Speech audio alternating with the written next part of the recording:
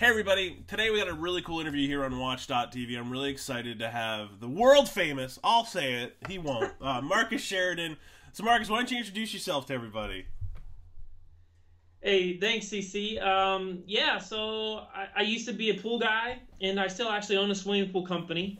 And my quick story is that inbound marketing saved our business because we embraced a type of content and blogging approach that was different for our industry, and it brought us back from what was apparent death. And since that time, I have actually started. I've actually started another marketing company. It's called the SalesLion. That's my blog, and that's where I talk to people and just riff it about marketing, like I'm going to do with you today. And oh yeah, with river pools, the story behind that too, though, is because it is a small business. Today, it's the most trafficked swimming pool website in the world, and it pretty much crushes it. And so that's my laboratory where I play, and the sales lines where I talk about it. So now, I know, so in today's world, especially because we're talking video, you know, people think, small businesses think, oh, I can set up a YouTube account or a Vimeo account, and I'm good to go. But I know what I want you to talk about, I know you believe this, is the importance of having your own home base, your domain, whether it's a blog or, you got a .com, .tv, whatever it is. Why is it important for a small business to have their own website where they're posting everything? Yeah, there's different levels of interaction, right, CC? And, it's like for me, I really love that book by Michael Hyatt, Platform, and that's the word that I think of when you ask that question, because we do have to have that place where essentially anybody that wants to know our doctrine, the way we feel about the world and the stuff that we do, whether it's swimming pools or whether it's social media, that they have that opportunity and they can really get to vet us and feel us out. It is silly to think that if we don't have that central platform, that somebody is going to find all these different places where we're located and they're just going to follow us all around the digital world. It doesn't work that way. We got to make it as easy as possible for people to interact with us in the language that they choose. That's why for some it's going to be video, for some it's going to be textual, for some it might be audio. But that's my biggest goal, is I want to make it very easy for the consumer to interact with me in the way that they want to interact with me, and then dive deeper into that funnel, that relationship with every, say, video that they watch.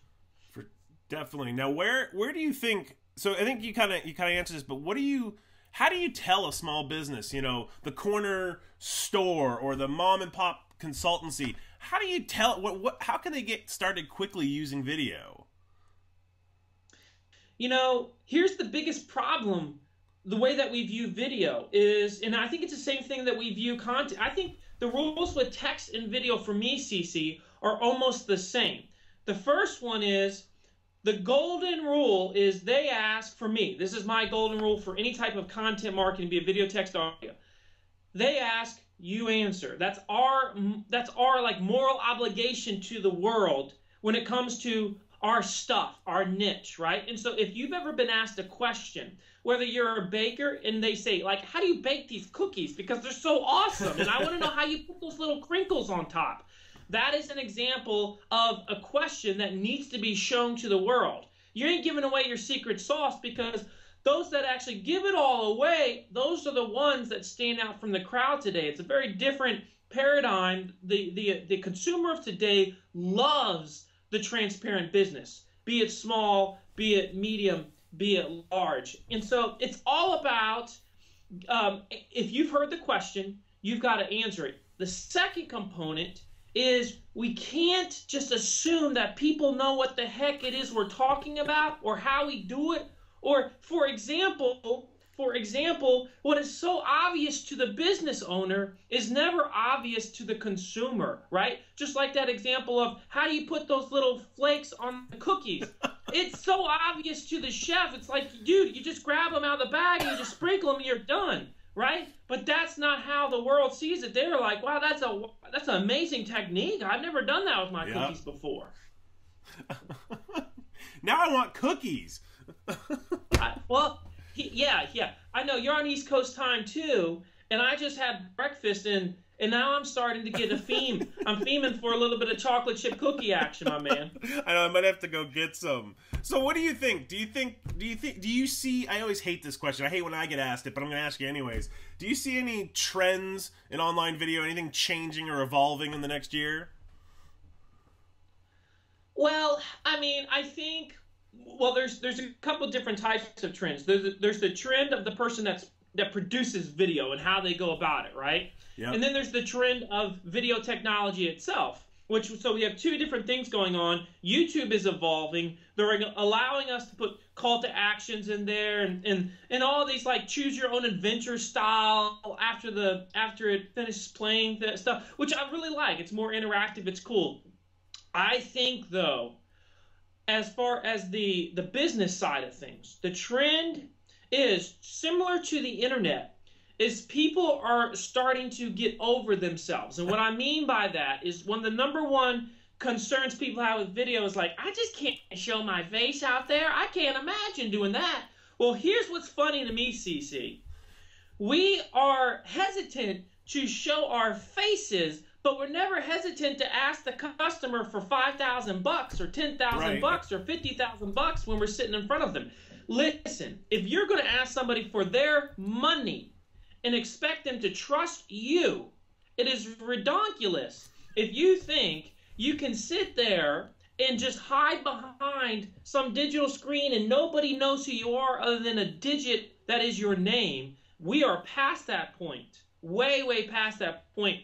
And so it's either we embrace where we are, which is an open, transparent marketing society. That's where we're headed.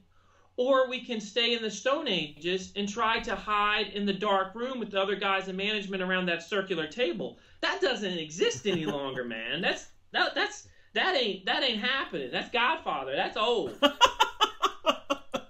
I agree fully with you, and I think it's still the number one thing you hear businesses go, well, I can't get on video. Well, yeah, you can. You don't need that big setup and the crew. You just do it. It's I know you agree fully with it. It's like anybody can do this stuff if they decide they want to do it and it's important to them.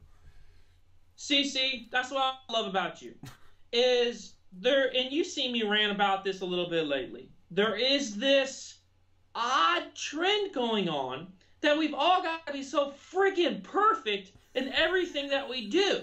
It's like if we're not gold-plated, it ain't worth shipping it out there. Yeah. That is completely not true. If you look at this industry, the leaders of today, they were the non-perfectionists of yesteryear. For sure. They were the ones that were willing to launch with one booster instead of 3 working. I mean, they were willing to do anything.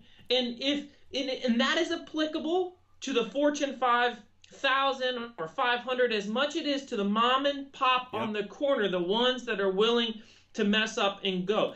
That's why I always say with video, the only people that are saying video has to be perfect in Hollywood are the ones that produce videos for a living and they want your business. Yep.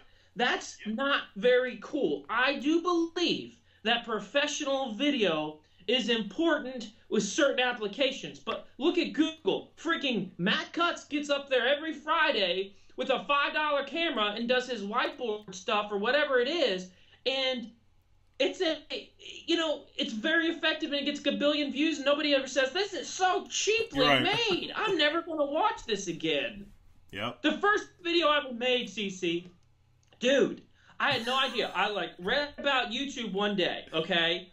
And so then what I did is I literally, it was like 12 o'clock at night in my office in my pool company. I set up these two construction lamps that you see on construction sites, put them in the room, it was like beaming against me, right? And then I sat down at my desk and I was like slouched over and I just started answering this question. It was a talking head video. And it was about salt chlorine generators and in-ground swimming pools and if they were good or not, right? Okay. And so what's hilarious is now today when I look at that video, the audio sucks.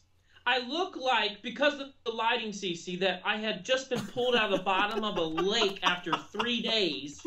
Okay, I'm like all pale and everything. Everything about it is bad.